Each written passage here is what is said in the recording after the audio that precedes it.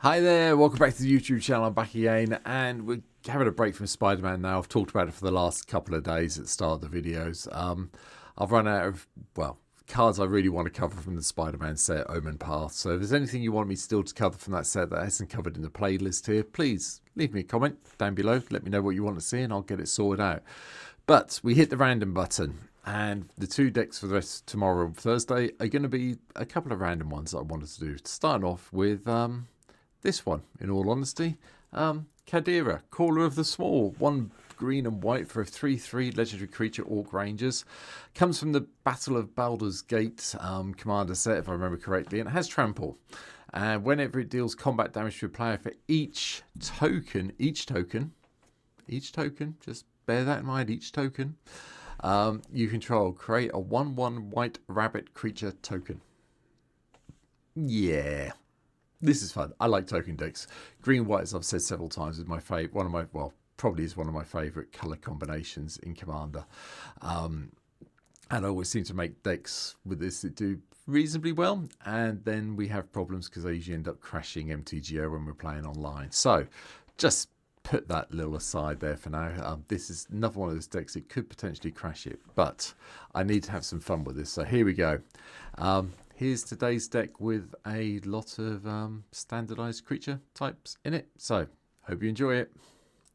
As you can imagine, I like tokens, but I need some planeswalkers to help us get there. So Ajani, Strength of the Pride, lets us gain a whole load of life. We can get the Ajani Cat token if we need to as well. And then if we have at least 15 more life than our starting life, we get to basically exile Ajani and each artifact and creature your opponents control. Yeah, should be able to get there with this quite happily. Garrick's here. Pops out of Beast, yeah, that's a token for our friend above us here. But the untapping the land is really helpful as well. Elspeth, Storm Slayer also is in. We might as well double up our token production as we go along. And then Elspeth, Tyrell, another way of just gaining a whole load of life or getting a whole load of soldier tokens if we need them. And finally, just for a bit of a change, Freyleys, Landwild's Fury's in.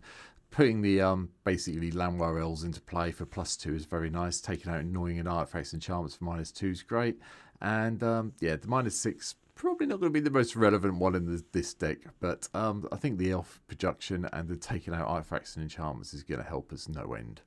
From there we go to creatures. So yeah, Birds of Paradise. And then because we're really in, because Cadira really likes looking after the rabbits, we're not even going to go there. We've got a lot of rabbits coming in. So Bravekin Duo's in, just so we can put a +1/+1 on a creature if we need to, but it's a 1-drop for 1. Paw Patch Recruit's in. Whenever a creature you control becomes a target with spell or ability opponent controls, you get to put extra +1/+1 counters on all your creatures. So yay. Valley Mite Caller's in as well. Whenever another frog, rabbit, or raccoon or squirrel you control enters, you get to put +1/+1 counter on the Mite Caller. Burrow Guard Mentor, power and toughness equal to the number of creatures we control, and it has Trample. Finis, Ace Archers also in. Attacks put a +1/+1 counter on each other creature you control that's a token or a rabbit. And then if creatures you control have 10 or more power, draw a card. To really help us get there, and I've cheated quite significantly, Heir Apparent. Yeah, 15 of them in here. I did start with 20, then I took some out because I need to get some other things in. So yeah, I went with 15 Heir Apparents in here because, they come into play. They do create tokens, so we're not going to complain. Jacked Rabbit comes in as well. Hopefully we can get this up to X's 5 or more and get all those lovely rabbit tokens when it attacks. The Pollen Shield Hair or Hair Raising's in, pumps up one of our creatures, gives it vigilance equal to the number of creatures we control, or when we play it as a creature, it makes all our creature tokens that a little bit bigger by giving them all +1/+1. The Regal Bunny Claws also in, might as well have that in as well, so we get power and toughness equal to the number of non-land permanents we control in this case. From there, Valley Quest Caller also in. Whenever one or more other rabbits, bats, birds, or mice you control enter, you get Scry, and it pumps everything up. Claim Jumper just goes and gets that land we might need. Druid of the Spade, as long as you control a token, he gets +2/+0 and has Trample. So 3 mana, 4/3 with Trample. Yeah, I'll live for that with this deck. Intrepid Rabbit is also in. This creature gets, when this creature enters, target creature you control gets +1/+1 till the end of the turn. Bit weak, but you can offspring it, so you can give something +2/+2 if you need it to. Tree Guard Duo is also in until the end of turn. Target creature you control gets Vigilance and gets +X/+X, where X is the number of creatures we control. Warren War Leader, yeah, gonna offspring this. Get the rabbits. Whenever we attack, the first one gives you a rabbit token. The second one pumps everything, just to make sure you do it that way and get your triggers in the right order.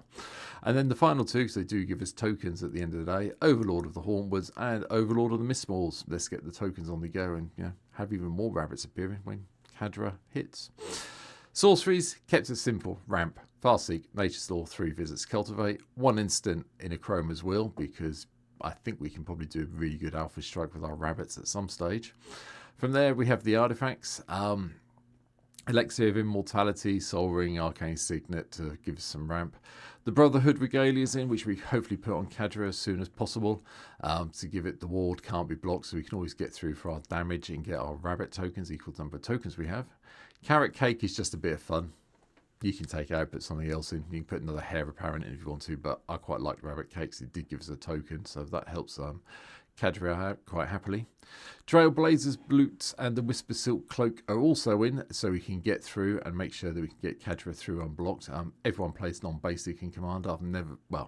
Very rarely do I make meta deck that purely plays planes, or basic lands, I should say. So, yeah, this helps. The Whisper Silk Cloak is even better, though. Put this on Cadira, and you're quite happily Scotch Shroud, so it's going to be really, really hard to remove, and then just can't be blocked. That's fine. Finally, because I want another way of getting tokens in play, we've got a little bit of landfall coming up. So the Chocobo Racetracks here to give us our nice little birds that basically have a landfall ability, even though they didn't name it that. And from there, we've got the enchantments. Because we're so happy about tokens, Intangible Virtue, creature tokens are here, +1/+1 Vigilance. Caretaker's Talent to give us a little bit of card draw, and hopefully we get up to level 3 pretty quickly to get those, give all our creature tokens +2/+2. The Monologue Tax, because I want some more tokens, and Treasure's a nice way of getting them. Anointed Procession, they're all going to be here, by the way, just so we're clear. Growing Rats for the Populate side of things. Guardian Project gives a bit more card draw. Leyline of the Meek is hopefully going to be on our opening hand, so we can start with it in play, so we can pump all our creature tokens up as soon as we start playing them. Obviously, Parallel Lives here, and I do actually quite like the Spider-Man art, I have to say. That is quite impressive from my point of view, hence why I haven't changed it for today's video. Yeah, I like tokens, so Smothering Tide really had to be here today. It's, I know it's on the Game Changers list, but I haven't played it that often recently, and I really wanted it in here to help me get my treasures on the go to make even more of my little tokeny friends. One of the better token makers, Doubling Seasons, also in. Let's just get loads of tokens. Is Social Engineering comes in from Age of Eternities. I do like this one. I like this warp take on the landfall. Let's make a 2/2. Warp it in for 2, start playing a couple of lands, get a couple of robots. It goes into the warp exile zone. You can play whenever you need to again. Then I do actually quite like it. A bit like Virtual Loyalty, to give us that night token and then basically pump everything up and untap it all when we get this in play as the actual enchantment itself. From there, Zendikar's Royal have the traditional one that started all the fun off with sort of like EU Social Engineering, Chocobo Raceway, etc. That's here to give us the elementals. March of the World Ooze. Last two cards, I've got to say, a little bit of me. March of the World Ooze. Let's give all our creatures power and toughness 6/6 and their oozes. That's fine. And then whenever opponent casts a spell that it's not their turn, you get a 3/3 elephant that's basically a 6/6 for this. So, yay. I just like it. It's a little bit of fun. Yes, it's probably not the best card in the world. Yes, you could probably take it out and put a 35th land in if you want to. But I just like it. Same with the Song of the World Soul, because casting spells and populating just seems like a good idea to me no matter what. From there, the lands are pretty much what you expected. I've included Access Tunnel now. Obviously, with some of the pump we have going on, it doesn't always mean it's going to work. But when it does work, you can get Cadira through as another way of making Cadira. Cadira, I don't know. Cads, let's go with Cads. Makes Cads unblockable. Then you've got green and white lands all the way through. 10 forests, Emiria's here just so we can start returning things. We've still got 10 plains to come up here. Gavany Townships, we can pump our army up if we need to. And Rogue's Passage is just another way of making our lovely CADs unblockable to get through for the damage. And that's it. I was really pleased when the random generator gave me this one, and I had meant to cover for a while. I picked up a while back. I think Cadira has appeared in a couple of my other decks, but I haven't really done a deck really based on her, so I've rectified that today. So I hope you enjoy it. A little bit of fun, a little bit of something to take you away from all the Spider-Man stuff, and I'll be back tomorrow with another one that I've been thinking about for a while. But for now, thanks for watching. Take care. Hit the like button, hit the share button, hit the subscribe button, hit the cheer button if you can. Let your friends know. Get me up there. 766 people as I record this one who have subscribed. So thank you to all of them. And yeah, I'll be back tomorrow with another random one. But for now, take care. Have a good one. See you soon. Bye bye.